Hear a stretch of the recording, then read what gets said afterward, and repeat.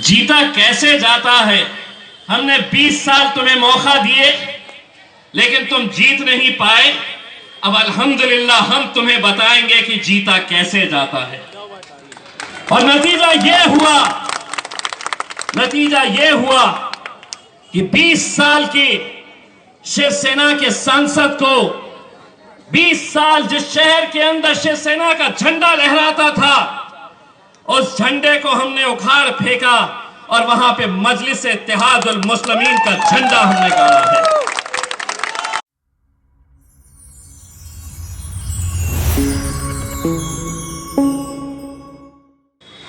और इसके लिए कौन जिम्मेदार है? कभी सोचिए। आप कहेंगे कि नहीं, इसके लिए कौन जिम्मेदार है। बात कड़वी है मेरे भाइयों, लेकिन सच्ची है।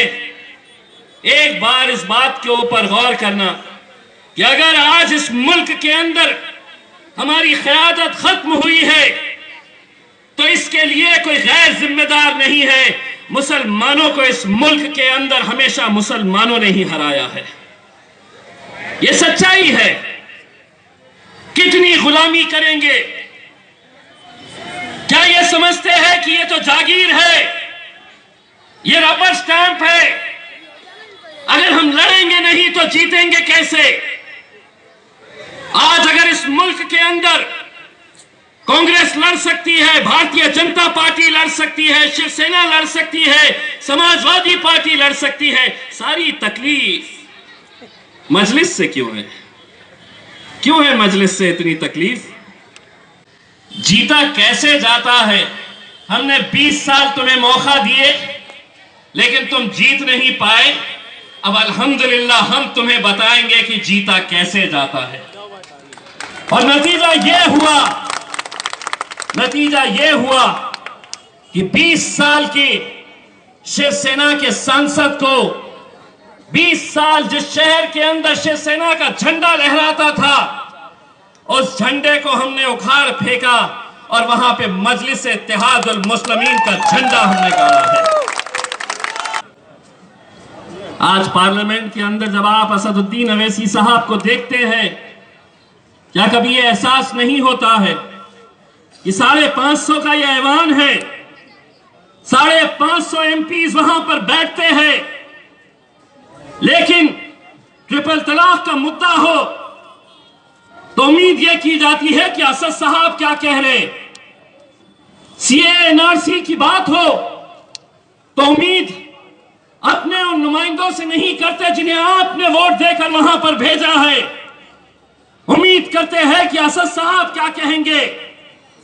सारी दुनिया ने देखा असद साहब ने जब उस दिन सीए एनआरसी का बिल लाया गया तब उन्होंने सामने नरेंद्र मोदी साहब बैठे, अमित शाह साहब सामने बैठे, असदुद्दीन अवैसी साहब खड़े रहते हैं और आंखों में आंखें डालकर वो बिल की क्या हैसियत है खाड़ के फेंकते हैं और उनके मुंह पर फेंक मारते हैं।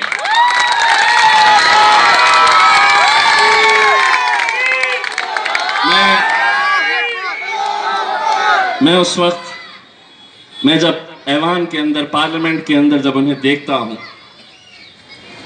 मेरे मन में एक सवाल आता है कि आखिर एक शख्स को जो शेरवानी पहना हुआ, जिसके सर पे नमाज की टोपी है, दाढ़ी है, आखिर उसे इतनी हिम्मत कहां से मिलती है कि 550 के ऐवान के अंदर वो खड़े रह के इतनी हिम्मत के साथ भारतीय जनता पार्टी के बड़े बड़े दिग्गज नेताओं के साथ आंखों में आंखें डालकर वो अगर ये सवाल करता है तो मेरे मन में यकीनन ये सवाल उठता है कि ये हिम्मत कहाँ से मिलती है। जब मैं अहमदाबाद आता हूँ तब मुझे इसका जवाब मिलता है, ये हिम्मत उन्हें यहाँ से मिलती है। ये हिम्मत यहाँ से मिलती है क्योंकि मुझे मालूम है कि मेरी माएँ और बहनें अपनी नमाजों के अंदर जब वो सिजदे में जाती है तो अपने कायद के लिए दुआ करती है, लेकिन हम लोग इलेक्शन के वक्त क्यों हम बढ़ जाते हैं। आज अगर हम यूं ही और कोई गैर नहीं, आप ही की गली का कोई नेता आएगा पैसे देकर खरीदने की कोशिश करेगा। मैं एक किस्सा जो हर मेरे चुनावी सभा के बाद मैं सुनाता हूं, जिसको मैं आज भी सोचता हूं तो रोंगटे खड़े हो जाते हैं कि जीत कैसे हासिल होती है, कैसे जज्बा होना चाहिए, उसकी मिसाल अगर देखना है तो मेरे नौजवानों, एक गरीब बस्ती औरंगाबाद की, उस गरीब बस्ती के अंदर इलेक्शन से महज एक रात पहले कांग्रेस और राष्ट्रवादी कांग्रेस के बड़े बड़े नेता उस गरीब बस्ती के अंदर जाते हैं। बस्ती इतनी गरीब कि वहां पर जितने लोग रहते हैं वो सुबह रोजी रोटी कमाने के लिए बाहर जाते हैं तो रात में उनके घर का चूल्हा जलता है। एक रात पहले नौजवानों को इकट्ठा करते हैं और नौजवानों को इकट्ठा करके उनके हाथ में कुछ पैसा रखते हैं और कहते हैं कि हम जब जीत कर आएंगे तो तुम्हें और पैसा देंगे। उन नौजवानों के बीच में एक लड़का खड़े रहता है और अपने साथियों को यह कहता है कि ये पैसे को हाथ मत लगाना मेरे भाइयों, अगर तुम्हें पैसा चाहिए तो मैं ला कर दूंगा तुम्हें पैसा। दूसरे लड़के उसे देखकर हंसते हैं कि तू कहां से पैसा लेकर आएगा, तू खुद ऑटो रिक्शा चलाता है, तू हमें क्या पैसा देगा। वो लड़के के जज्बे को सलाम। वो लड़का अपने जेब से ऑटो रिक्शा की चाबी निकालता है और कहता है मेरे भाइयों, लगा तो ये ऑटो रिक्शा मेरा बेच दो, लेकिन मजलिस को इस बार धोखा मत देना मेरे भाइयों, मजलिस को धोखा नहीं देना। ये जज्बा है, ये जज्बा है। और हम नहीं, मजलिस क्यों आई, मजलिस क्यों लड़ी, कहां है संगठन? संगठन की कोई जरूरत नहीं।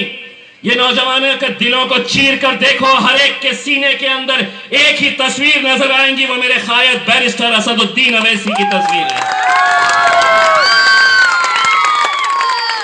21 तारीख। और इसके लिए कौन जिम्मेदार है? कभी सोचिए। आप कहेंगे कि नहीं, इसके लिए कौन जिम्मेदार है? बात कड़वी है मेरे भाइयों, लेकिन सच्ची है। एक बार इस बात के ऊपर गौर करना कि अगर आज इस मुल्क के अंदर हमारी क़यादत खत्म हुई है तो इसके लिए कोई गैर जिम्मेदार नहीं है। मुसलमानों को इस मुल्क के अंदर हमेशा मुसलमानों ने ही हराया है, ये सच्चाई है। कितनी गुलामी करेंगे? क्या ये समझते हैं कि ये तो जागीर है, ये रबर स्टैंप है, अगर हम लड़ेंगे नहीं तो जीतेंगे कैसे? आज अगर इस मुल्क के अंदर कांग्रेस लड़ सकती है, भारतीय जनता पार्टी लड़ सकती है, शिवसेना लड़ सकती है, समाजवादी पार्टी लड़ सकती है, सारी तकलीफ मजलिस से क्यों है? क्यों है मजलिस से इतनी तकलीफ?